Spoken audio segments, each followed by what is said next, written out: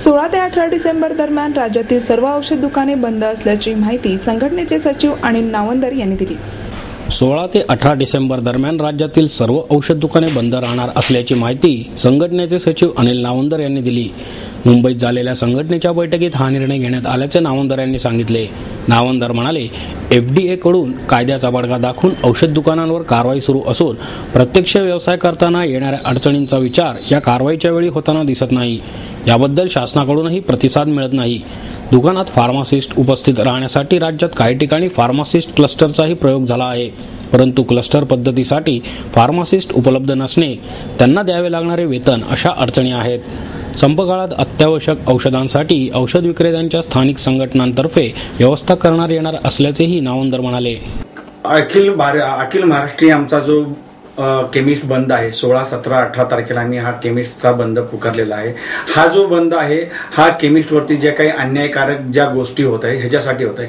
आमचा कुठेही फार्मासिस्ट असण्याला विरोध नाहीये, कुठल्याही शेड्यूल एस्टला कुठल्याही गोष्टीला विरोध नाही. पण आमचं जे म्हणणं आहे की ह्या सगळ्या गोष्टींकरता आम्ही जे 3 वेळा आंदोलन केले, 3 वेळा आम्हाला तोंडी लेखी जे माननीय मंत्र्यांसमोर जे लेखी आश्वासन दिलं, माननीय उच्च न्यायालयाने जे त्यांना निर्देश दिले की ह्या केमिस्ट लोकांना वारंवार आंदोलन का करायला लागतं, त्याच्या अगेन जी कमिटी नेमली त्या कमिटीची एकच मीटिंग झाली.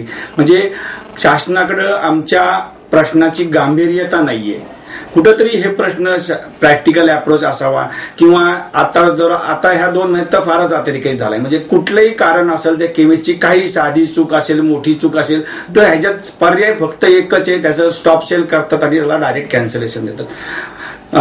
मी नागरिकांना आवाहन करतो, स्टॉप सेल म्हणजे काय की त्या दुकानात यायचं, त्याची जर काही किरकोळ चूक, काही whatever it may be, जी छोटी मोठी चूक असेल त्याला तात्काळ त्याचं म्हणणं न ऐकता त्याच्या हातात डायरेक्ट नोटीस दिली जाते की तुम्ही तुमची खरेदी आणि विक्री थांबवा. भारतात किंवा जगात कुठेही असं नाहीये. समोरच्याचं म्हणणं ऐकलं जातं, त्याला म्हणणं मांडण्याची संधी दिली पाहिजे. त्याला वाटलं तर नोटीस देऊन त्याला बोलून तुमचं काय म्हणणं ह्या सर्व गोष्टी केल्या पाहिजेत. हे सगळं न करता त्याला डायरेक्ट स्टॉप सेल, त्या स्टॉप सेल नंतर 20-20 दिवस त्या रिटेलरचं दुकान बंद राहतं, त्यानंतर त्याला कॅन्सलेशनची ऑर्डर दिली जाते. अशा पद्धतीने ही अन्यायकारक वागणूक आहे. त्या रिटेलरला, त्या दुकानदाराला त्याचं म्हणणं मांडण्याची संधी दिली पाहिजे. आपण जर साधं उदाहरण घेतलं, आज अंगदुखीची कॉम्बिफ्लॅम ही 1 रुपयाची गोळी असते, शेड्यूल H1 मध्ये आहे. पण हे जर आपण सर्वसामान्य माणसाच्या दृष्टीने जर पाहिलं तर 1 रुपयाच्या गोळीसाठी जर तुम्ही प्रत्येक वेळेस जर नवीन प्रिस्क्रिप्शन आणायचं म्हणलं तर हे प्रॅक्टिकली पॉसिबल आहे नाही. कायद्याप्रमाणे हे खूप सुंदर आहे, पण आपल्या भारतातली परिस्थिती बघता ह्याचा प्रॅक्टिकल विचार व्हायला हवा. कारण आपल्या माणसांची, आपल्या भारतातली किंवा महाराष्ट्रातली जी लोकांची परिस्थिती आहे, त्याचा जो उत्पन्न आहे, त्याचा जो खर्चाचा मेळ आहे, हे सगळं बघता अंगदुखीच्या 1 रुपयाच्या गोळीसाठी जर आपण त्याला प्रिस्क्रिप्शन मागितलं आणि ती कॉम्बिफ्लॅम विदाउट प्रिस्क्रिप्शन विकली म्हणून जर केमिस्टचं लायसन्स बंद होणार असेल तर ही अन्यायकारक गोष्ट आहे. धन्यवाद. आंदोलनाचं स्वरूप काय असणार आहे?